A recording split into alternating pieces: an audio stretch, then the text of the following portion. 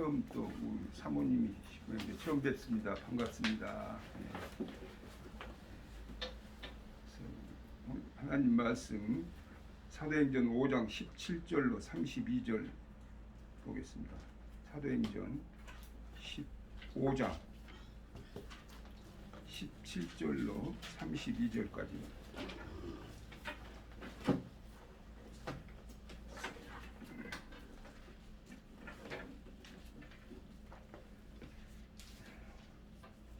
절로 32절 제가 공독합니다.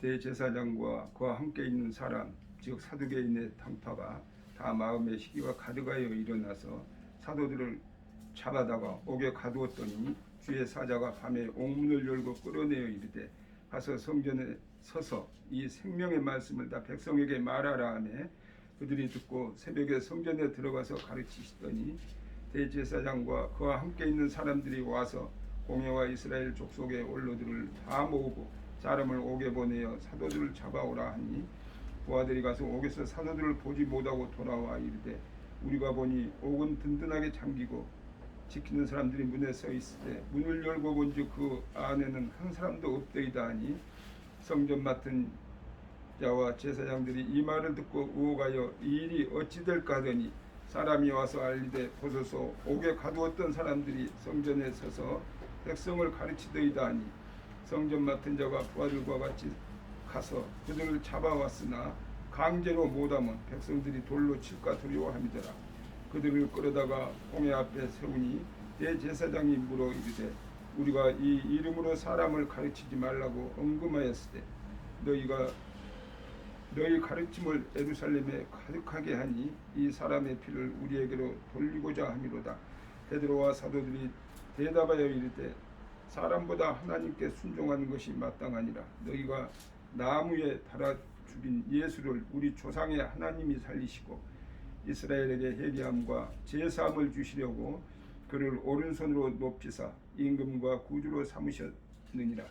우리는 이 일의 증인이요 하나님이 자기의 순종하는 사람들에게 주신 성령도 그러하니라 하더라. 아멘.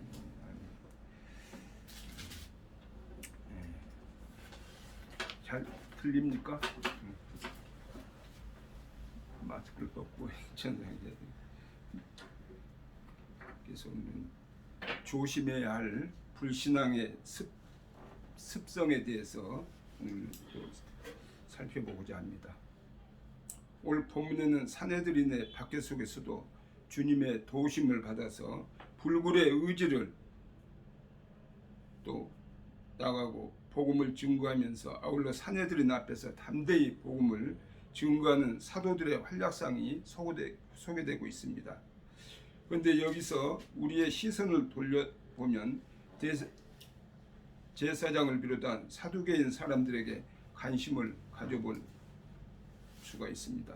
이들은 종교 지도자들로서 실상 누구보다도 먼저 예수 그리스도를 영접하고 복음을 증거하는 그런 사람들이었죠. 그런데 사도 행전을 보면 이들은 사도들을 핍박하는 가장 중요한 인물로 등장하고 있습니다. 왜 이런 일이 벌어졌겠습니까? 이들이 특별히 나쁜 사람들이었습니까? 아니죠. 바로 신앙인으로서 버리지 않으면 안 될 그는 불신앙적인 습성을 지니고 있었기 때문입니다. 특별히 오늘 본문은 이들이 지닌 이 불신앙적인 습성이 무엇인지를 우리에게 보여주고 있습니다. 사실 우리도 예수를 믿는다고 하면서 곧장 이렇게 불신앙적인 습성을 버리지 못해서 예수님을 욕되게 할 때가 얼마나 많습니까? 그러므로 이제 이들을 통해서 과연 우리가 버리지 않으면 안 되는 그런 불신앙적인 습성은 무엇인지 살펴보고 우리가 교훈을 얻고자 합니다. 첫째가 시기심이라는 것입니다. 17절 보면 대제사장과 사두개인의 당파가 다 마음에 시기가 가득하여 일어났다고 했습니다. 왜 이게 있습니까? 사도들로 말미암아서 기적이 일어나고 복음이 급속히 전파되고 성도들은 칭찬을 받고 교회는 점점 더 왕성에 성장해 나가기 때문입니다. 불신자의 처지에서 보더라도 병든 자가 병이 낫고 귀신 들린 자가 귀신에서 노인받는 일은 아름다운 일 아니겠습니까? 그런데 거기에 대제사장과 사두개인 당파들은 시기심을 내고 초대교회에 핍박을 가한 것입니다. 시기심이 이처럼 무섭습니다. 그러므로 우리는 시기심을 버려야 한다고 고린도전서 13장 4절에서는 말씀하고 있습니다. 사랑은 오래 참고 사랑은 온유하며 시기하지 아니하며 사랑은 자랑하지 아니하며 교만하지 아니하며라고 말씀하고 있죠. 아무리 거룩한 직임을 맡고 있더라도 우리 마음이 질투심에 사로잡혀 있다면 주님께 대한 반역자가 될 수밖에 없다는 것을 우리는 항상 마음에 새겨야 될 줄로 믿습니다. 두 번째 불신앙적인 습성은 권위의식이라는 것입니다. 18절, 21절 또 28절 상반절을 보면 그들은 한마디로 사도들을 옥에 가두고 또 복음도 전하지 못하게 하려 하고 있습니다. 물론 그들에게는 나름대로 존중되어야 할 일정한 권위가 있었음에 틀림없습니다. 그렇지만 그 권세도 거룩하고 선하고 또 합당하게 사용할 때만 인정받고 존중받는 것이죠. 그런데 이들은 그렇게 행하기는커녕 오히려 권위의식에만 사로잡혀서 사도들을 억압하려 했던 것이죠. 오늘날에도 간혹 보면 이런 직임을 맡겨주면 그 직임에 합당한 자기 성실성 또는 모범 등은 보여주지 않으면서 오직 권위로만 사람을 다스리려는 자들이 있습니다. 혹 우리들에게 그런 모습은 없는가 우리 자신을 돌아봐야 될 줄로 믿습니다. 만일 우리에게 그러한 습성이 있다면 속히 버려야 할 습성이게 되겠죠. 성도들은 비록 중요한 직책을 맡더라도 오직 겸손과 또 성실로서 그 권위를 지켜나가야 될 줄로 믿습니다. 또 불신앙적인 습성 세 번째로 피해의식이라는 것입니다. 28절 하반절을 보면 그들에게 너희가 너의 가르침을 예루살렘에 가득하게 하니 이 사람의 피를 우리에게로 돌리고자 함이로다라고 말합니다. 물론 사도들이 그들의 죄를 정면으로 지적한 것은 사실입니다. 하지만 분명히 그들이 무지해서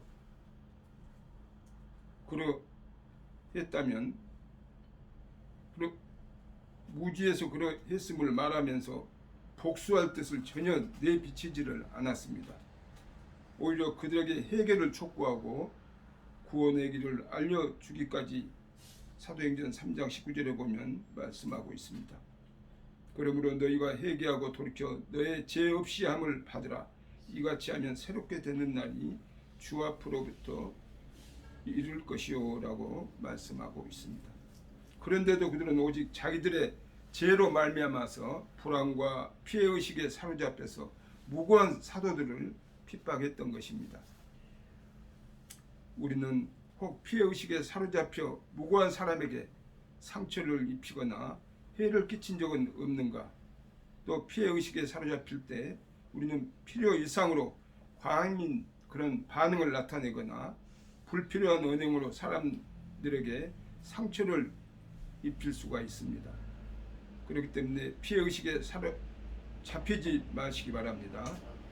특히 죄가 피해의식을 부른다는 점을 감안할 때 죄 회개와 청산을 통해서 거룩함과 평안에 이르러야 할 줄로 믿습니다. 이렇게 시기심 또 권위의식, 피해의식 등은 우리 누구나 갖기 쉬운 그런 불신앙적인 습성입니다. 하나님을 믿는다고 하면서도 이러한 습성을 버리지 못할 때 우리는 하나님을 섬기기는커녕 오히려 하나님의 뜻을 대적할 수가 있습니다. 오늘 본문에 나타나는 대제사장과 사두개인들처럼 그렇다는 것이죠.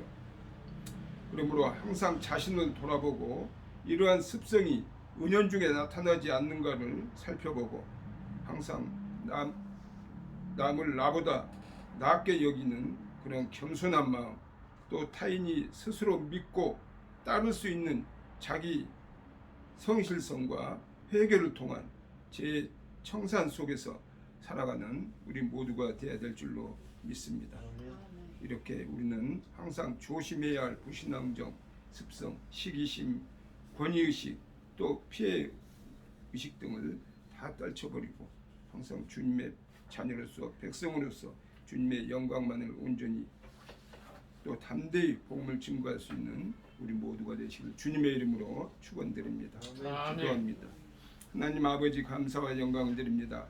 오늘 또 주님의 은혜 가운데 지켜주시고 또 이곳으로 주님의 귀한 백성들을 인도하여 주셔서 찬양하며 예배드리게 하여 주시고 또 말씀 주심을 감사합니다.